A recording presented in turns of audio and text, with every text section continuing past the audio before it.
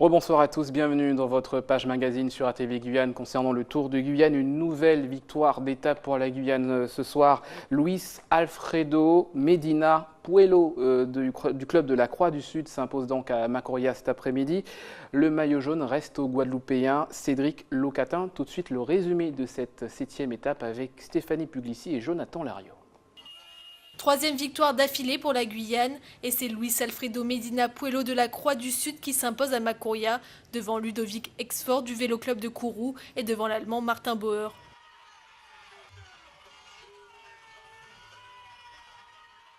Lorsque j'ai vu que l'échappée était à portée de vue, donc j'ai placé une attaque et puis j'ai pu opérer la jonction. Ça a été très difficile car c'est moi qui ai fait l'essentiel du boulot parce qu'il y avait beaucoup de coureurs qui ne voulaient pas collaborer, donc j'ai été obligé d'assurer le plus dans l'échappée. Dans le groupe, c'était Teddy Ringuet le mieux placé, donc je pense qu'on ne voulait pas l'emmener. Au départ de Kourou, les cyclistes démarrent rapidement et c'est le Kourousien Ludovic Exfort qui tente la première échappée avant d'être repris au niveau de Matiti par le peloton. Autre temps fort, au 36e kilomètre, 3 coureurs s'échappent. Corentin Davy du Pays de la Loire, le Nancéen Jonathan Michler et Patrice de Naïs-Cando du VCG2. Ce groupe de tête garde son avance jusqu'à l'entrée de la Carapa où un circuit de 5 tours attend les coureurs. Durant ce circuit, plusieurs cyclistes tentent de recoller avec ceux de devant. Troisième tour, ils sont 9 dans cette échappée. Parmi eux, 6 Guyanais, Ludwig Tebin et Cliff Apensa de l'EGC, Teddy Ringuet de l'USL Montjoly, Luis Alfredo Medina Puelo de la Croix du Sud, Patrice de Naïs-Cando du VCG2 et Loïc Jeune du Club Guyane. Mais à 5 km de l'arrivée, le peloton recolle et c'est le coureur de la Croix du Sud qui réussit à s'imposer au sprint final. Le classement reste inchangé. Aucun des cyclistes du top 10 n'a tenté de faire la différence aujourd'hui pour peut-être se ménager pour l'étape de demain.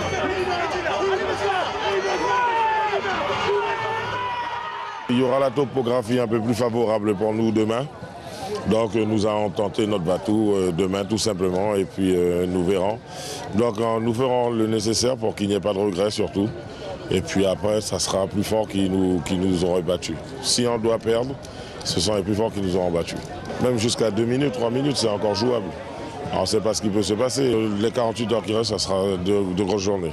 Demain, les coureurs partiront de Regina direction Cayenne pour l'avant-dernière étape de ce tour, longue de 149 km. Encore de l'espoir ce soir pour l'équipe Club Guyane et les clubs de Guyane. Et une arrivée, vous l'avez vu, groupée aujourd'hui à Macoria. On fait tout de suite le point sur le classement à l'arrivée. Donc Christian Lavenette, alors non, alors c'était hier effectivement. On va en revenir donc si possible sur le classement de l'arrivée d'aujourd'hui. Nous dit-on en régie. Alors, on a notre consultant avec nous, Christophe Cospard. Bonsoir. Vous êtes donc avec nous sur ce plateau. Aujourd'hui, une nouvelle victoire guyanaise. Malheureusement, le classement général ne change pas. Oui, le classement général ne change pas. Comme je l'avais dit hier, la sélection de la Guadeloupe allait laisser une échappée partir et elle allait contrôler jusqu'à, en gros, 20 km de l'arrivée. Puis les équipes intéressées par la victoire finale allaient faire le reste du boulot. C'est ce qui s'est fait.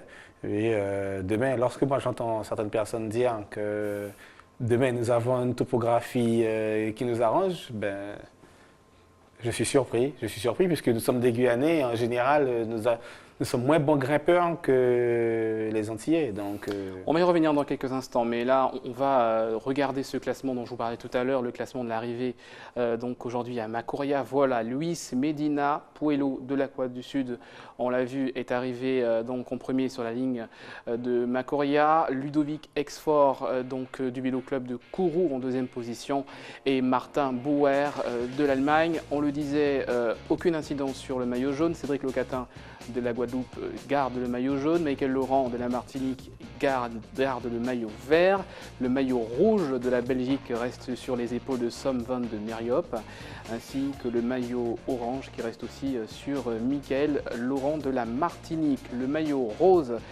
pour la Guadeloupe avec Cédric Locatin, le maillot bleu de Som de Meriop de la Belgique et le maillot blanc de Kylian Duro de la Guadeloupe.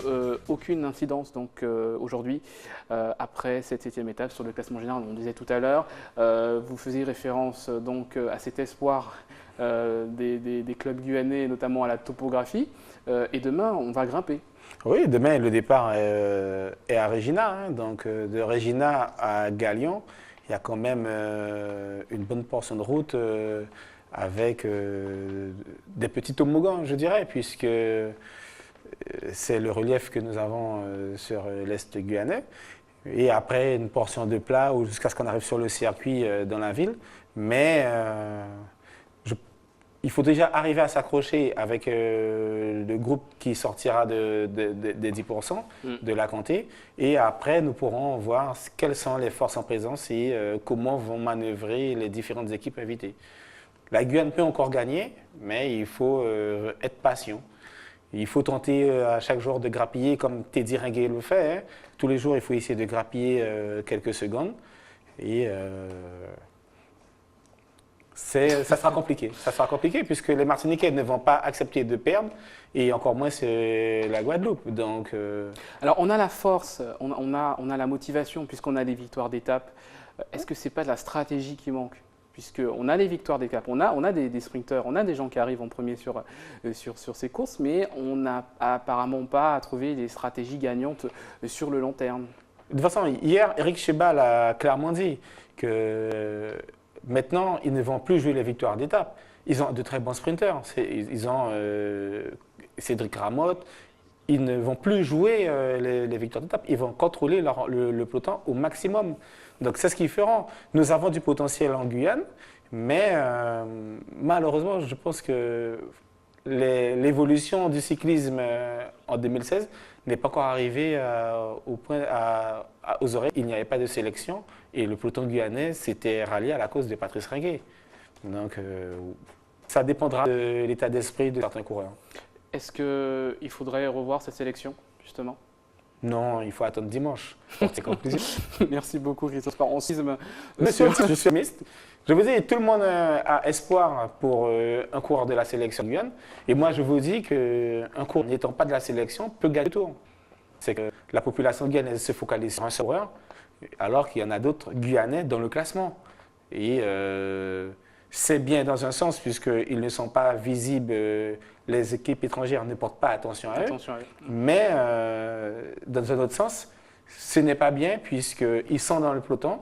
Il faut les citer. Christophe Casala, Thierry Sanguimoy, Ludovic Dantin, ce sont des coureurs qui sont dans le classement. Donc, oui, Patrice Ringuet est 5e, mais pensez-vous que Hervé Arcade laissera Patrice Ringuet s'en aller? Ça, je ne pense pas. Ou encore moins Cédric Locatin. Donc, voilà, il y a des... Mais ils pourront laisser des gars comme Thierry Sanguimoy ou Christophe Casala partir sur le circuit, puisqu'ils sont à 2 minutes. Et comme je dis, il faut grappiller petit à petit. Il ne faut pas, parce que tu as à 1 minute, c'est bouclé. Donc, il faut revoir les stratégies. Il reste encore samedi, dimanche? Oui, samedi, dimanche, c'est encore jouable. Il y a les circuits, et sur les circuits, la course roulera très vite. Les coureurs seront très excités, mais également fatigués.